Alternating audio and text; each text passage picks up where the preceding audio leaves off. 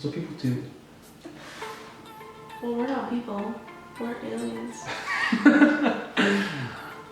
No, that's not funny. Okay, you know what? Maybe it's not a good day to film. No, it is. No, it's not. It is. No, it's not. It's fine. You just fuck it. No. Do you want to go to Top Gun? Let's go. What's up, guys? I'm Nick. I'm Maddie. Why are you saying I've said this too many times. Like. What is up, guys? I'm Nick. I'm Maddie. And in today's video, we're going to be talking about the problems around restrictive dieting. Let's get into the video. So if you are doing a specific sport that requires you to cut to a certain body weight or body fat level, then in your last few weeks of dieting, you are going to experience the things that we're going to address today. Now, although this is not really a normal thing to experience, these things are going to be happening because of your restriction of your calories and of your macronutrients. With this, you just want to dig in, dig out, and try to avoid this feeling for a long period of time because it kind of does suck. So the first thing that we're going to talk about today is binging. So when you are dieting for a prolonged period of time and you obviously cut your calories back and you up your cardio and your training, you're going to be kind of depleted of nutrients and your body is going to be like craving all these things that you obviously cannot eat while you are dieting. And all your hormones, your ghrelin, your leptin, all those hunger hormones are going to be like going all off. And in that moment, you're going to want to eat whatever kind of is put in front of you. And those things that you're going to be craving are going to be your sweets, your savories, all that like, good food. So binging, we noticed on our 63-day challenge happened. Definitely after the challenge. I mean, you saw our donut video. You saw the donut video, So. and if you didn't, the link is in the description down below, so go check that out. So the next thing that we experienced while we were doing our 63-day challenge was brain fog.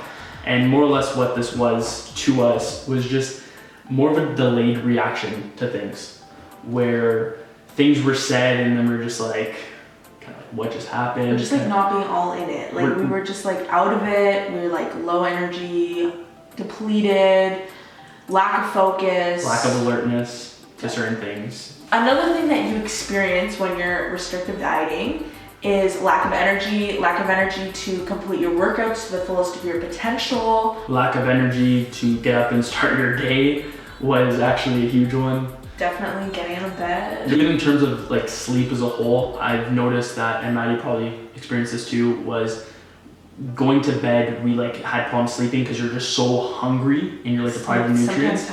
Sleep, go to bed and hungry. Then your alarm, let's say if you're set for like 7 a.m. to like wake up, whatever, I'd wake up at like 6 a.m. and I'd be only on like 3 hours of sleep, absolutely hungry.